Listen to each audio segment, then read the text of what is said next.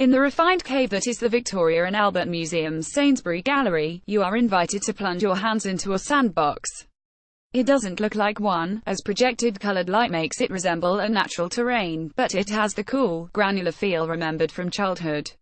As you out-troughs some pile-up mounds, an interactive system changes the projection, such that lakes and snowy peaks appear, disappear and shift. The object is to tell you something about the effects of intervention on landscapes. It's an enjoyably tactile moment, unexpected for any exhibition of design, let alone one on the abstract universe that digital technology is often thought to be creating. But part of the point of the future starts here is that the material as well as the virtual world is being recreated. If we had done this 5 years ago it would have been very much about apps, but now the future is about physical things again, says Rory Hyde, the vast curator of contemporary architecture and urbanism, who with the architect Mariana Pestana curated the exhibition. So it includes inventions such as Dalaila's dish tree antenna, a basic-looking but clever coil which, placed around a trunk, enables the entire tree to broadcast and receive radio signals.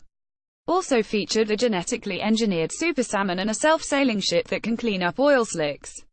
On a wall is projected a film that traces the origins of mobile phones backwards from the uses of the finished product via shipping lines and Asian assembly lines to African quarry workers and sifting minerals from the earth. Prote, an autonomous sailing ship that cleans up oil spills, 2014.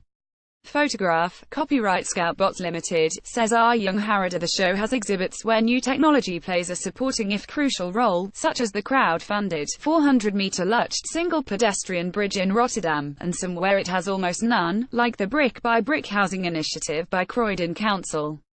A mannequin wears the caped, lycra, red and yellow, Marvel-style super citizen outfit that Antanas Mokis, former mayor of Bogotá, used to wear to publicize graffiti removal and other public-spirited works. The idea here is to show new forms of civic engagement, not technology, albeit one facilitated by the speed and reach of the modern image. The exhibition installation, by the architect Andrés Jacques and his Office for Political Innovation in Madrid, supports this material, lived, half-familiar, hybridized version of the future. It eschews the smooth, white, round-cornered look that the future has been assumed to have at least since the 1950s, offering on arrival an ornate and colorful plastic structure, a sort of techno-gingerbread house, which shelters a display on the future of personal and domestic life. The design invites you to enter rooms, sit down, lie down and touch things. The crowd-funded Lutcht single pedestrian bridge in Rotterdam.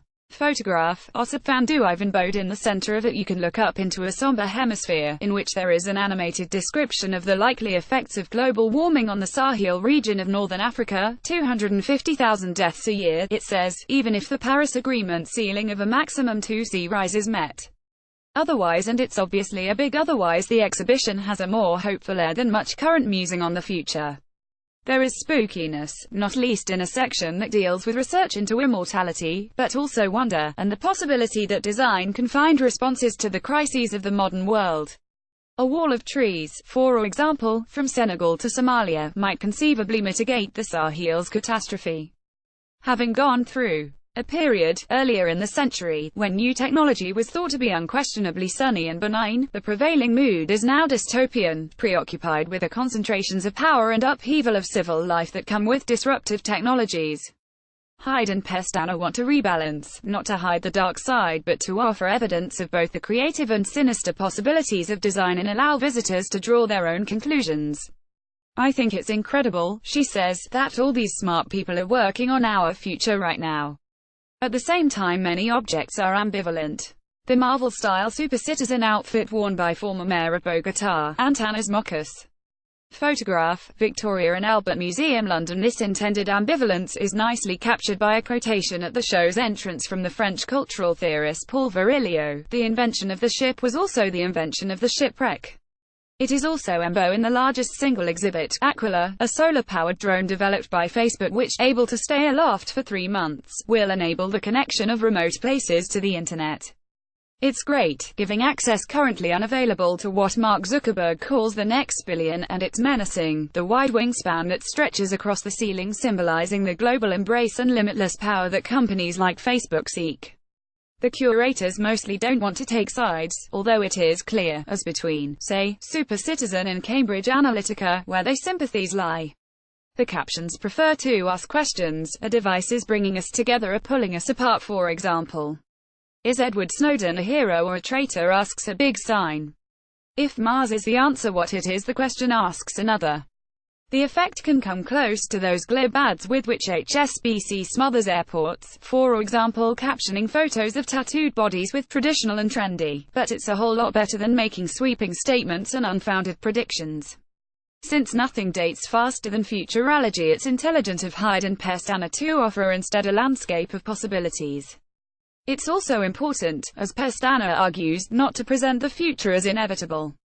There is a tendency to think that the future is happening to us, she says, but we can and should choose.